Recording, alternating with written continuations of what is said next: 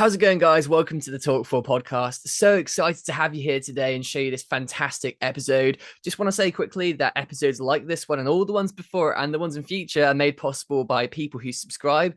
Hopefully, just like you. I'm going to ask you today if you can leave a subscribe, leave a follow, leave a rating, leave a like or a comment, and just support the show in the little ways that you can, like that. It makes a huge difference on my end. And quickly, just want to plug as well. I've taken 30 of the best episodes of this podcast and turned them into a fantastic book that goes into 150 secrets to greatness. Each one of those 30 episodes gets crunched down into 5 of the best key takeaways from the whole talk and turns them into a fantastic book. Highly recommend you check it out. Please support the show by grabbing a copy, either a paperback or an ebook. And I can't wait to show you guys this one today. So, guys, without further ado, let's get over to the episode. How's it going, guys? Welcome to episode 149 of Talk4, the Quickfire podcast, where we ask 4 great questions to unique and interesting people. Behind the mic today is your host, Louis Skupien. That's me. And let me introduce our incredible guest for today, Rear Admiral Mark Sucato, who's going to be answering our questions today. So, Mark, I am just blown away, humbled, honored, and just so excited to launch this episode with you today. How are you doing today to start with? And welcome to the Talk4 Podcast. Can't wait to do this. Hey, Louis, I'm happy to be here. Thank you very much for having me.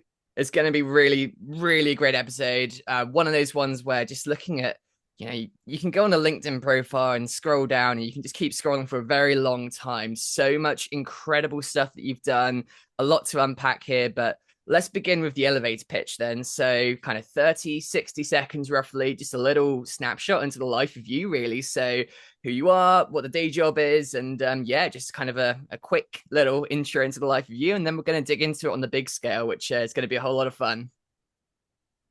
You bet. My name is Mark Sucato. I come from a Navy family. My grandfather has joined the Navy, and since then, a Sucato has been in the Navy for every conflict the United States has fought. I am a strike fighter pilot by trade, started in Tomcats and then migrated to Hornets along the way with a little bit of a stop in F-5s out in Fallon. Uh, the aggregate, about 20 years of cockpit time, all fighters.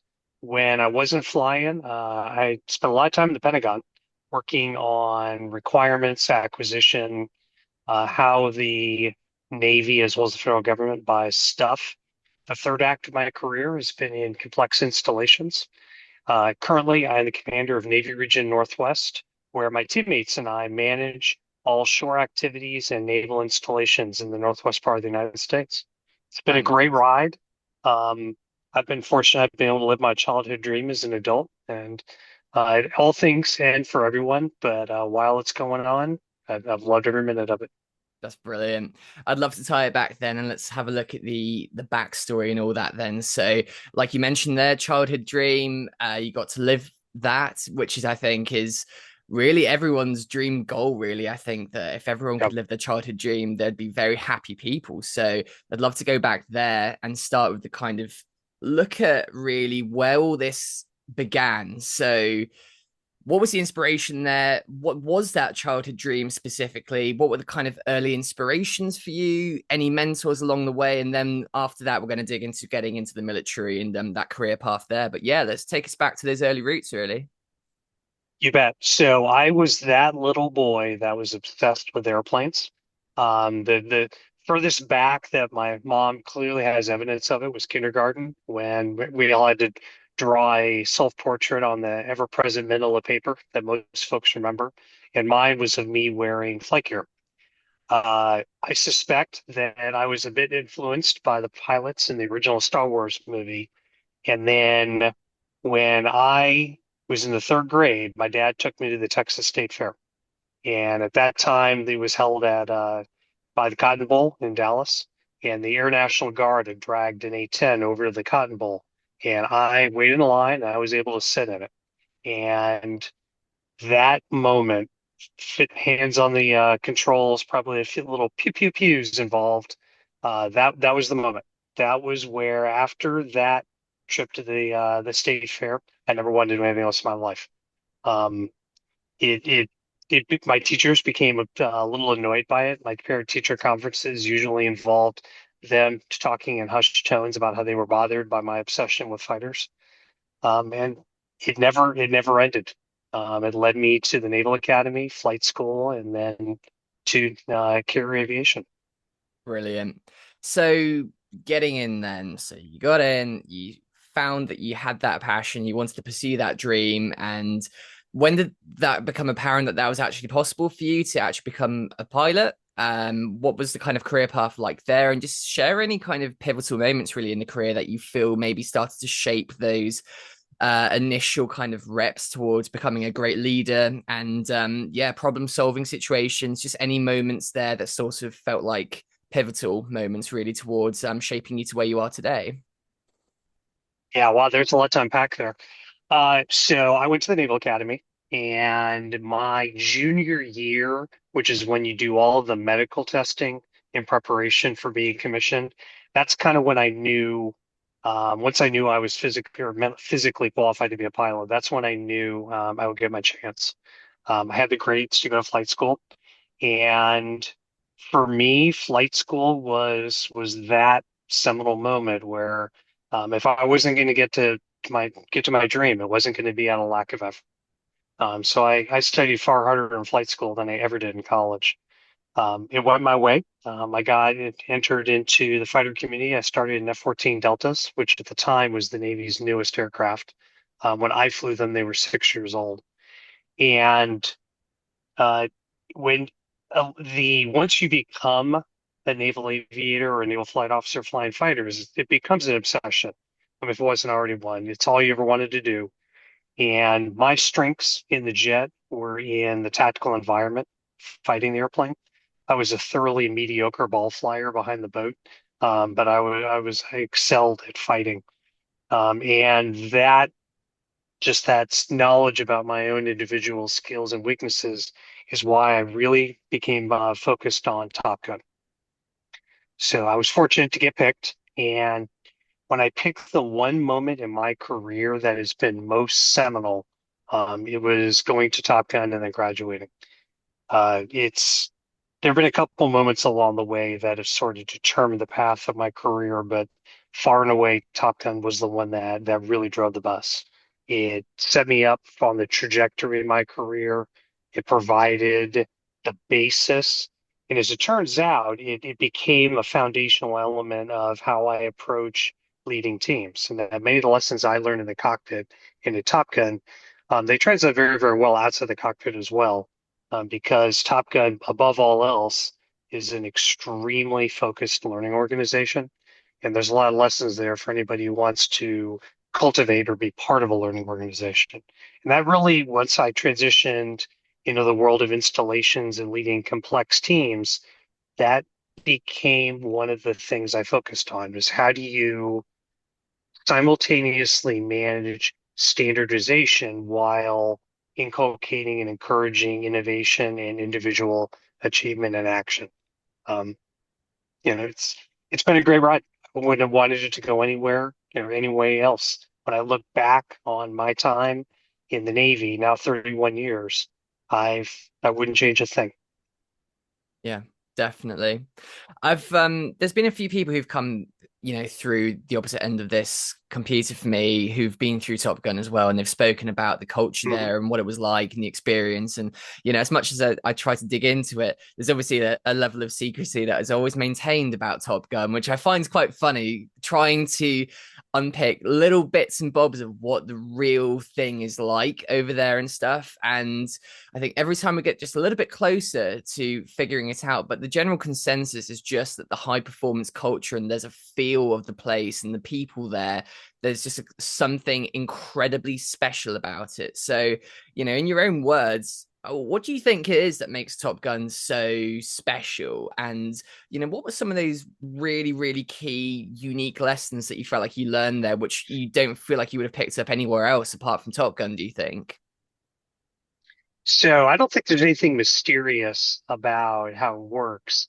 Um, the Top Gun is an opportunity for when I went there 10 weeks to focus, have incredible resources and people focused on you to become the best in the cockpit that you can. It starts with the single airplane events, and then by the end graduates to large package level events. And it's the best way I can describe it is intense. It's an all-in experience. It's whether you're in the jet, in the classroom, preparing for one or the other, it's an all-in experience. And it's one you do with other people, right? When I went through, there were two Top Gun or two Tomcat crews that went through together. So the four of us, we did everything together. Prepared, flew, debriefed, commiserated, tried it again. Um, and it's an area where you learn to focus on how to both leverage your strengths, but more importantly, minimize your weaknesses, right? And then the knock on Top Gun graduates is that we would love to talk about, hey, here's how we can be better tomorrow, which is it's a form of learning. Is we can both simultaneously leverage strengths, but also tomorrow when we do this again, or were we to do this again, what are the mistakes we made today, and how can we do better tomorrow? And so when you look at Top Gun, there's hours spent preparing for what's probably a 45-minute flight. And then I kid you not, I've been in debriefs that lasted 9 and 10 hours. Wow. And the debrief is really where the learning occurs. And that's one of the lessons I pulled away when I looked at teams that I then subsequently led, is that if you don't have an effective debriefing, hot wash, lessons learned, there's so many different terms that are used. If you don't have an effective way to dissect whatever you just did, what went, what happened, because everyone will have a different perspective on what actually happened. What did we do right? What did we do wrong? But more importantly, what were the lessons? Because if you don't do it in a somewhat methodical and ruthless way, then people might think they walked away from doing something they did correctly when in fact they did it incorrectly. And that just became negative training for them. They just learned the wrong way to do something. And then really the after action, the debrief, the critique, that's when you really learn it. Yeah. And but at the same time, there's also you need to have a thick skin was the word I was going to say, but I would more say self-aware in that in Top Gun, it's a world that is driven by accountability. Accountability culture has become a bit of a thing lately, and Top Gun is the place I've been most where there was a strong accountability culture. Whereas when I made a mistake, I wanted to identify it and own it before anyone else pointed it out because I wanted to show one, that I was smart enough to realize I had made the mistake, but two, that I had embraced the team learning aspect so strongly that I wasn't afraid of my own mistakes. I wanted to always be the one to bring them out myself. And if someone beat me to the punch, I felt embarrassment. I felt that was a learning opportunity in of itself. And when I look at teams that I've either been part of or led, instilling an accountability culture rather than a blame culture, a risk averse culture, a punishment culture, an avoidance culture, that accountability culture to me is one of the defining characteristics of a winning team, is that each individual person, you either embrace your individual roles in helping the team succeed or you don't. And you don't see a lot of, you can be lucky and be a winner, but it's difficult to do it sustainably or scale it without that true sense of ownership. Yeah, I completely agree. So let's tie a bow on that and take those lessons and look at how that's been applied going forward from there in the roles. So, Commander of Navy Region Northwest, you led over 3,000 personnel and were responsible for installation management and shore-based support. So, what were some of the key challenges you faced in managing such a diverse and large organization? How did you adapt to ensure that operations remain smooth and effective, especially in crisis situations? And then tying that bow on it, how did debrief play a really critical part in that for you?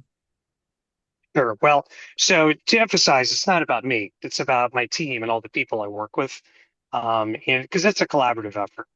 The one of the more challenging problems that we have faced is that um, how and who in the Navy we align to has changed during my time at Navy Region Northwest.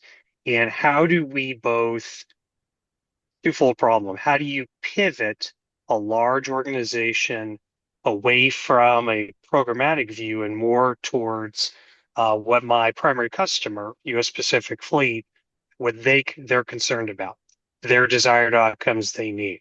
How do we get a large organization focused on those desired outcomes?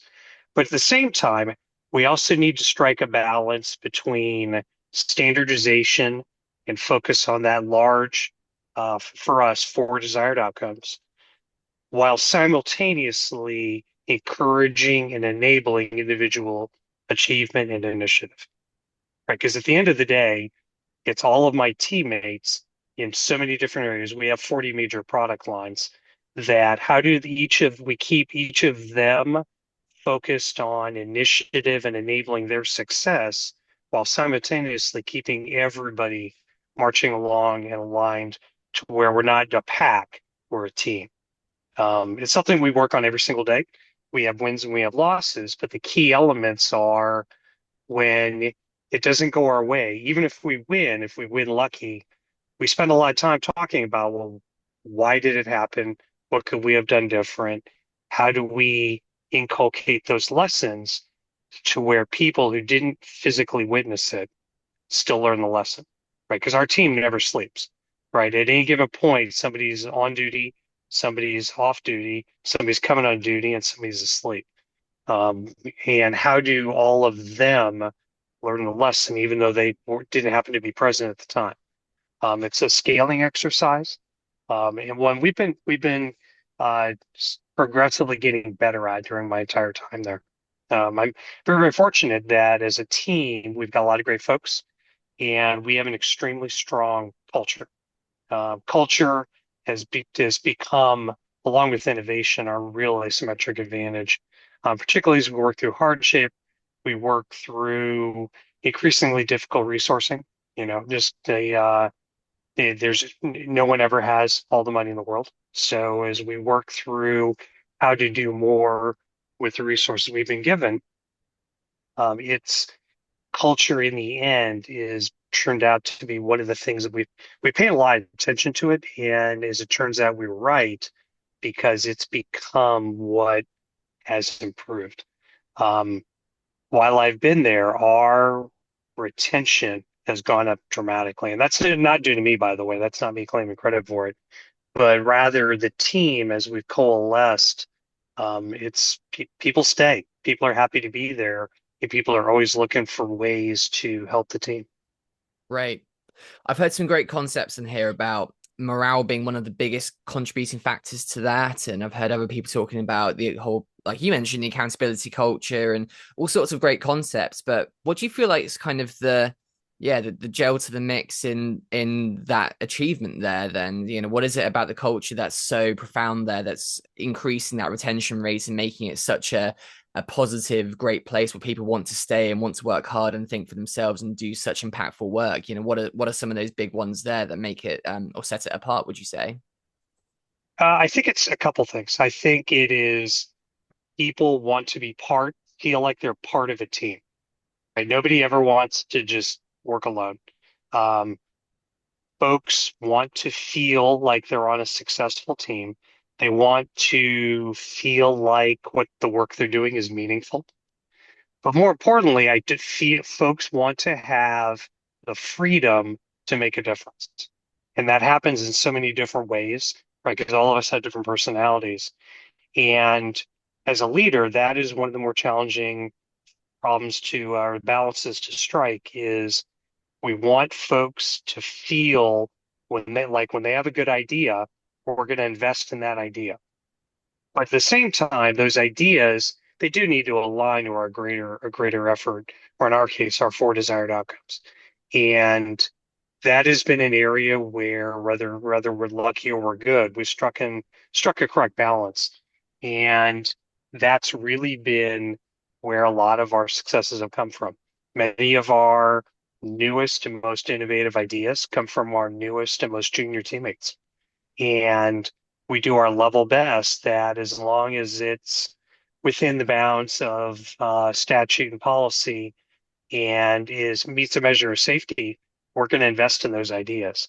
And that's been the real advantage that is both made people want to stay because they know that if they have an idea, we're going to take it seriously. We're going to attempt to resource it. But at the same time, they realize that it's working, right? Because everyone wants to be on a winning team. Definitely.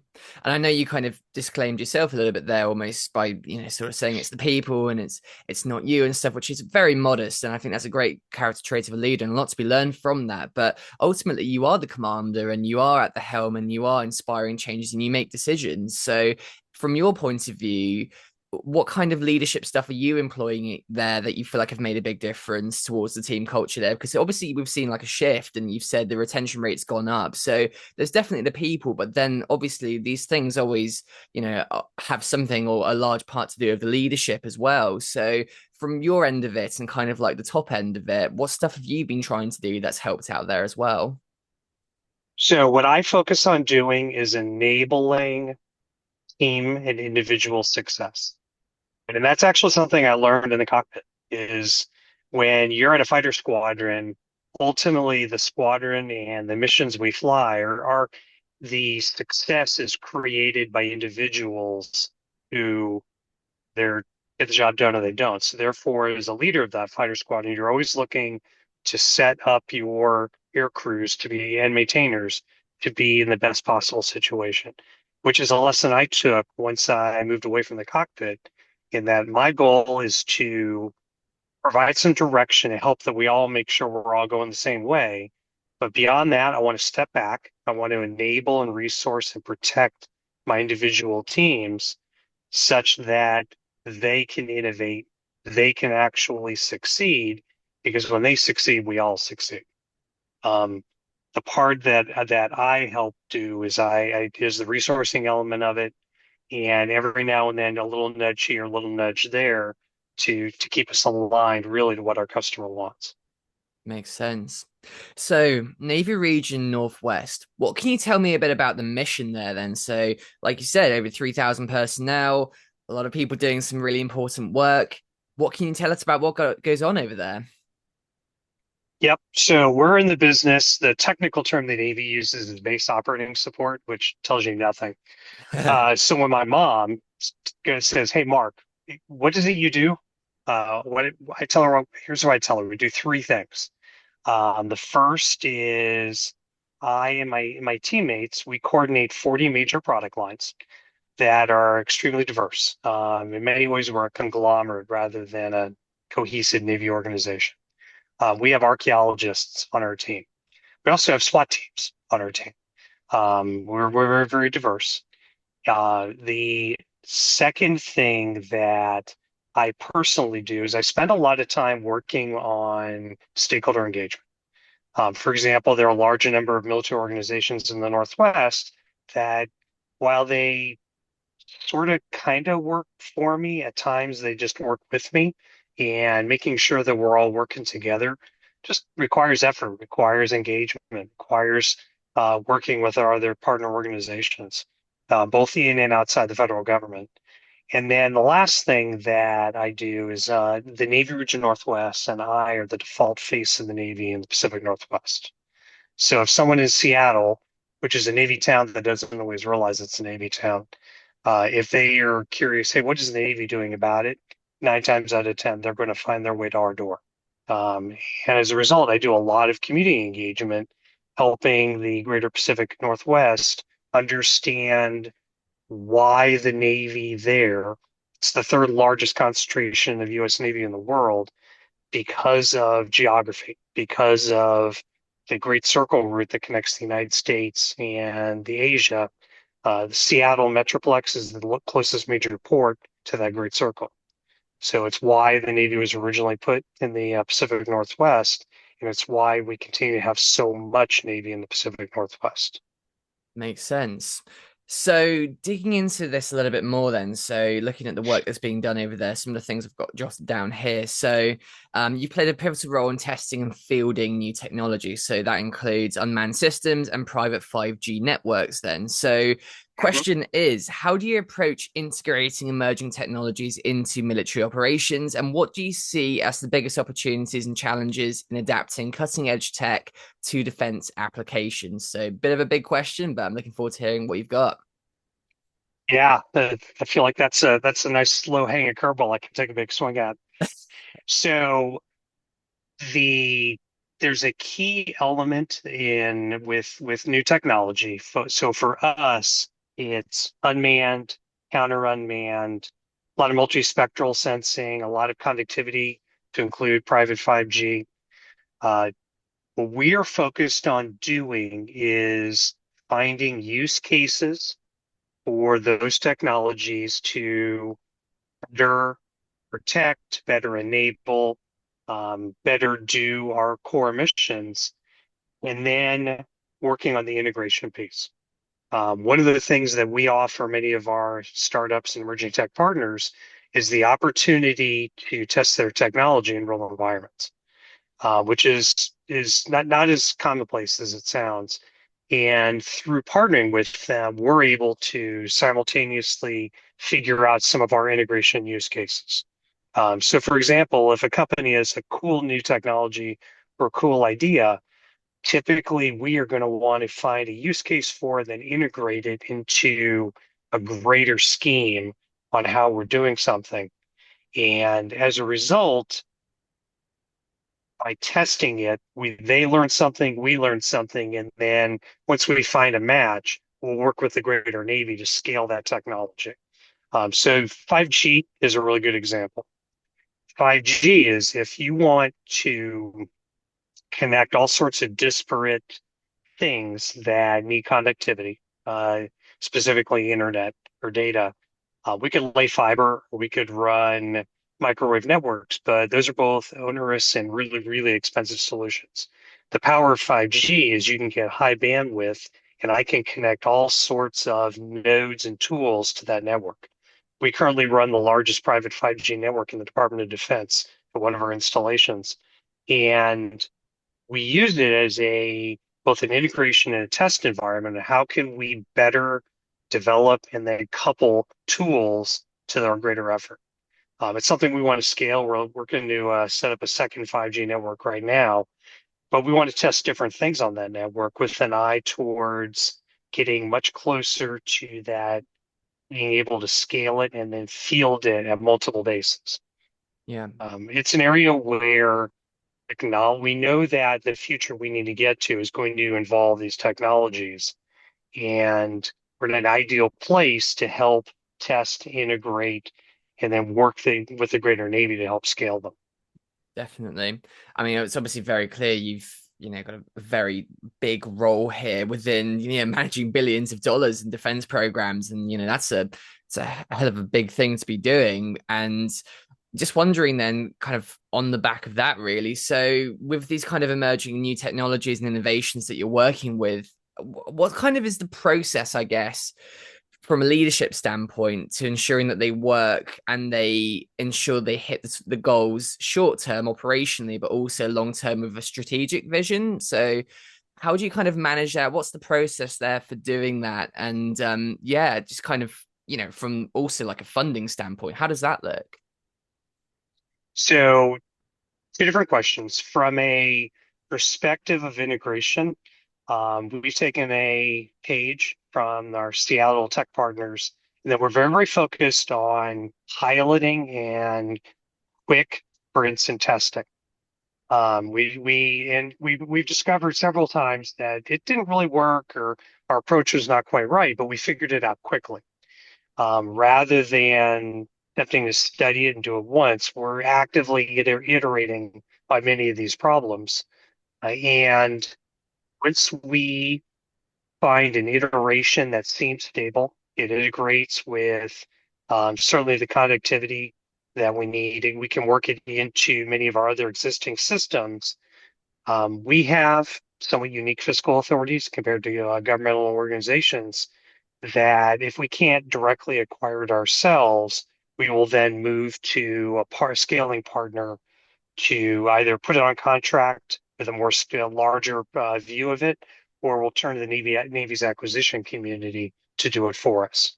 One of the things that we've done in other areas is become a requirement generator for other organizations in the Navy to then acquire. Um, the more colloquial way of putting that is if we don't have a way to solve the problem or acquire whatever we need, we're going to go find somebody who does and convince them why what we want to do is the right answer and how it will benefit both them and the greater Navy. Um, to date, that has been an extremely viable and successful strategy. Right. So what are the kind of key factors there when you're deciding on future capabilities? And I guess how do you sort of balance out the needs of the Navy with the reality of budget and resource constraints then? Because I imagine there's a bit of a kind of a, yeah, you've got this way up, haven't you? Well, so one of the misconceptions about the Navy is that folks are just handed a budget and that you just execute the budget. And that's not actually quite how it works. And a good example that I'll use is a construction project that we have a pier that required some maintenance that wasn't within our budget. So we went to one of our stakeholder organizations and, basically pitched it at them. Hey, this is why you care. This is why it's critical to your mission. Here's what we need. Respectfully request you help acquire the funds to implement that project. So the project we're talking about was a $46 million pier repair. And it all told, once we made the correct pitch, um, we probably had the money 2 weeks later. So it's a viable strategy. Ultimately, the requirement drives the bus, right? We're not interested in innovation for innovation's sake. We're interested in specific technologies, specific partners, as well as these concepts to meet very, very specific requirements. We pride ourselves, as does the Navy, that we're a requirements-driven organization, which is important. And if something doesn't meet the requirement, that's an unambiguous sign for us that, hey, what we're doing is not working. How about we stop, rejigger or refocus and try again? And a good example of that is, like everybody, we're interested in incorporating AI machine learning into a lot of our decision making across all of those 40 product lines. And our first few tries didn't work. Despite how we have quite a few data scientists running around on our team specifically, but even then we realized our approach wasn't working. We cut bait and started ultimately going back to basics where we didn't have a data science problem, we had a data problem. So what we're currently doing is working with one of our partners to develop that integrated data strategy, which once we do that, it's a little bit more of a longer, more difficult process. But once we do that, it will truly enable the tools and the machine learning applications that we're really looking at apply. Brilliant. Loads of great stuff there. I think one thing I'd like Yep. to, because we're kind of in that bit now where we like to get a bit of actionable intel as well. So business owners listening in, people who are sort of in the entrepreneurial game, and people, there's always that need for making great pitches, whether that's for funding, whether that's for a project, or whether that's to collaborators or influencers. Yeah, there's so many ways to tackle that. But with the example that you gave there with the peer and securing that funding and stuff, obviously, a terrible pitch may not have got the approval, but a great pitch does get the approval and then moves the project forward further. So, in your sort of view, what is kind of like a crash course on like making a fantastic pitch that gets, not only seen but goes through? So, not just specific to obviously your example, but just universally, what do you think are some of the key points to think about there and hit, and what makes them effective? Yep. So when I pitch another Navy organization to help advocate on funding for something, what I'm going to focus on is I'm going to focus on why it matters to them. Why do they care about whatever I need help with? And more specifically, how it uniquely helps them achieve their desired outcomes. A key enabler of that is I have to intimately understand the idea I'm pitching.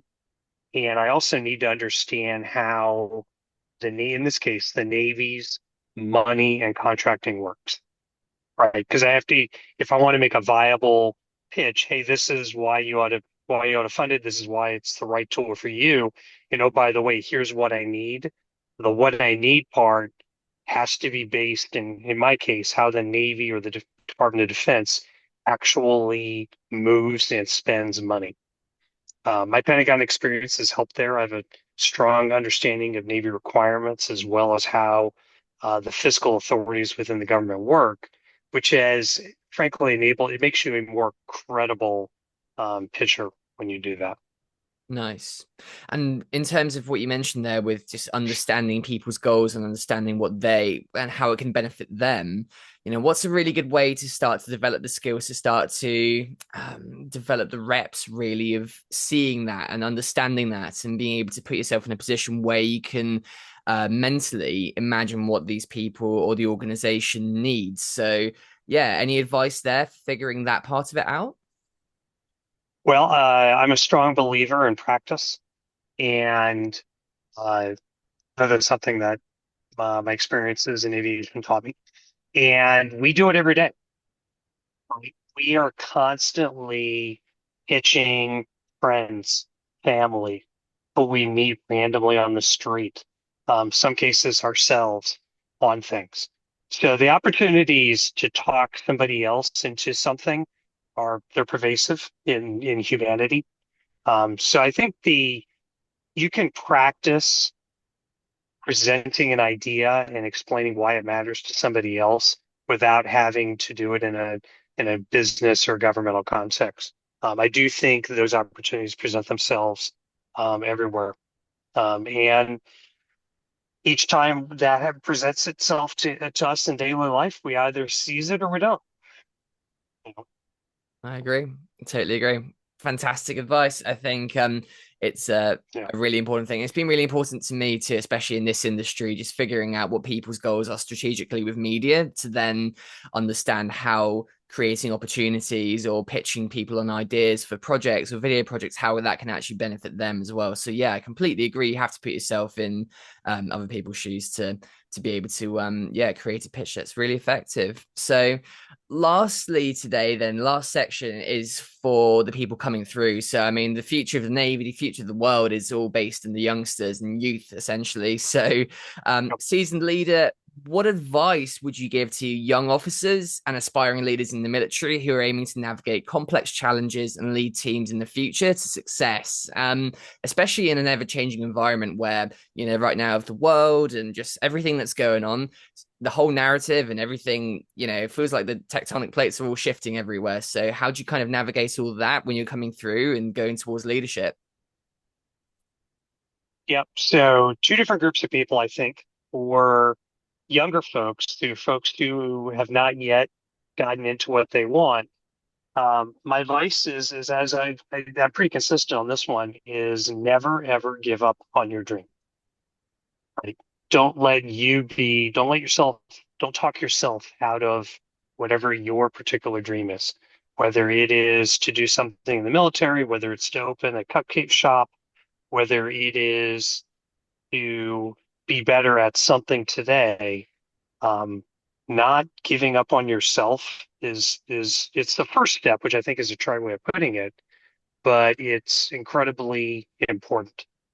So in my case, I was that little boy that just wouldn't give up on being a pilot. And through a bit of perseverance and more than a double helping of luck, it worked out for me. Um, I strongly believe my favorite quote is luck is when opportunity meets preparation.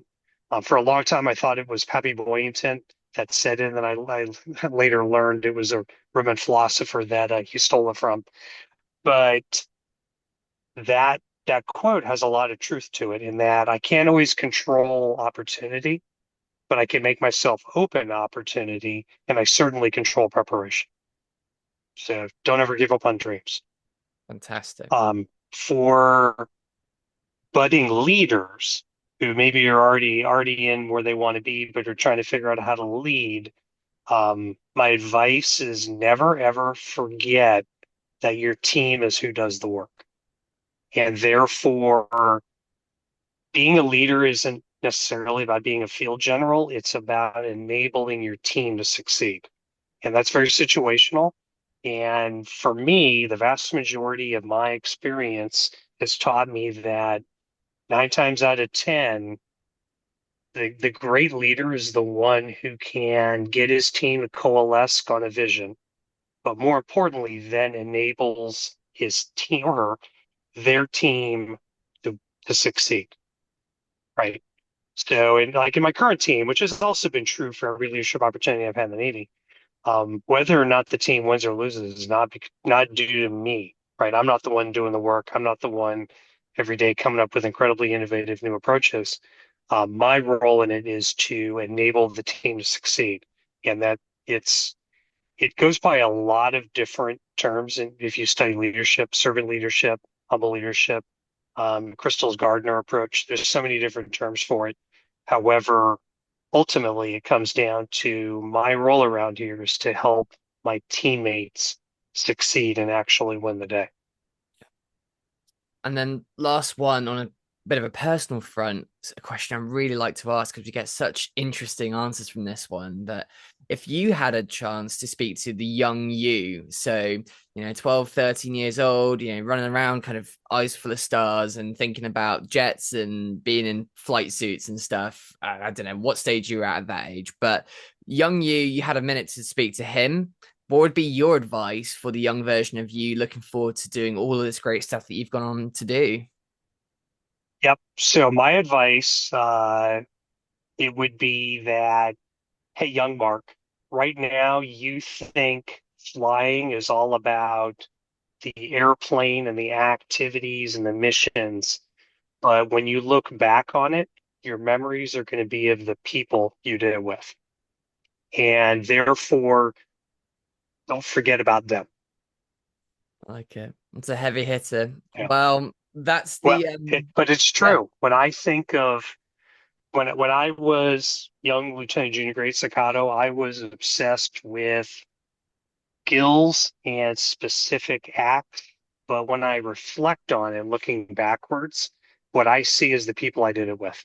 My favorite stories are not about some particular act of aviation. It's about somebody that I did it with. Um, which it took me a little while in my career for me to really embrace that. Um, if I wish I would have been better at it, but I can't change that now. But what I can do is focus on it now to the best of my ability.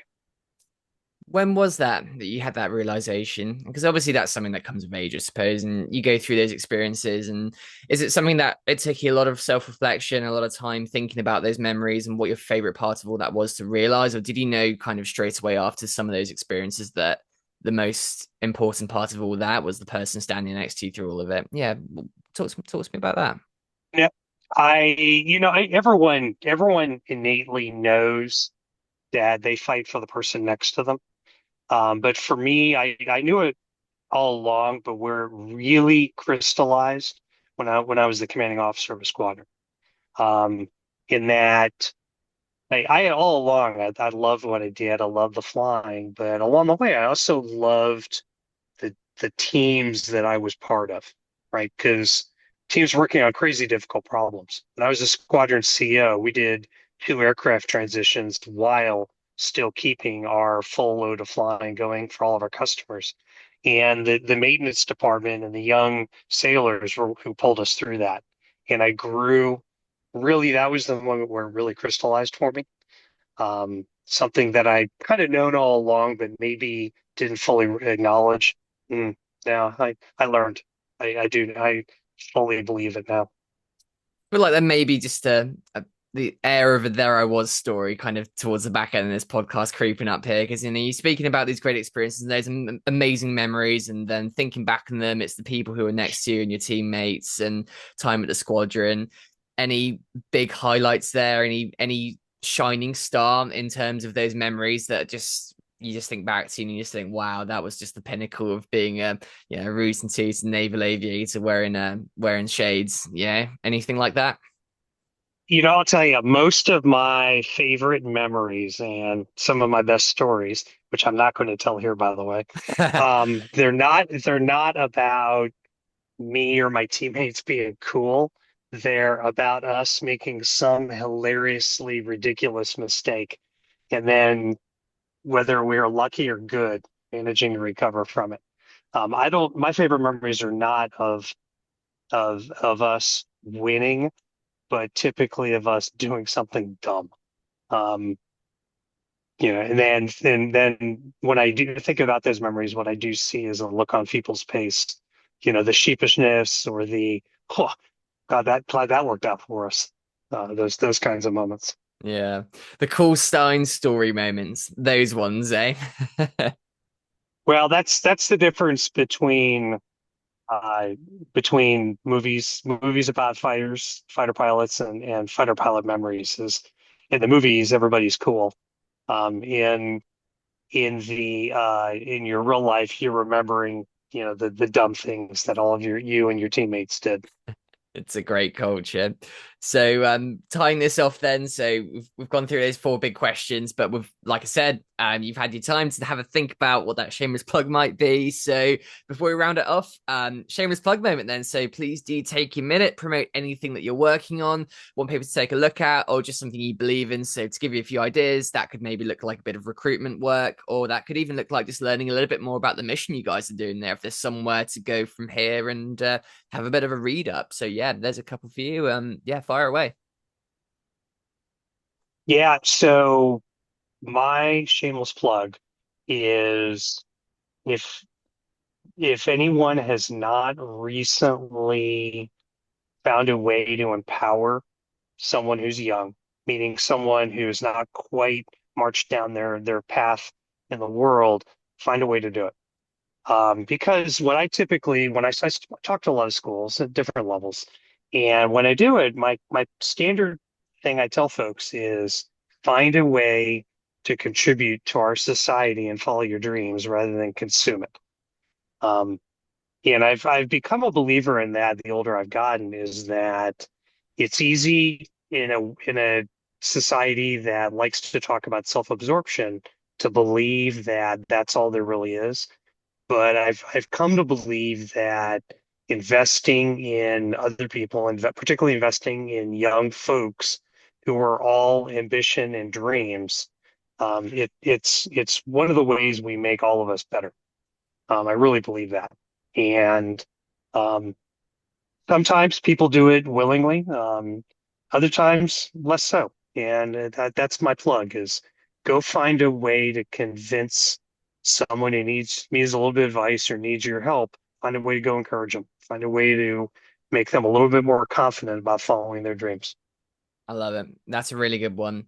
Well, Mark, I just want to say thank you so much for joining me today for the Talk4 podcast. Honestly, massively honored, super humbled. This has been a great conversation. And as a Brit sitting here on a Saturday night, there's nothing else I'd rather be doing than talking to incredible people and you tonight. So I'm super honored, like I said, and just thank you so much for doing this. It's really great.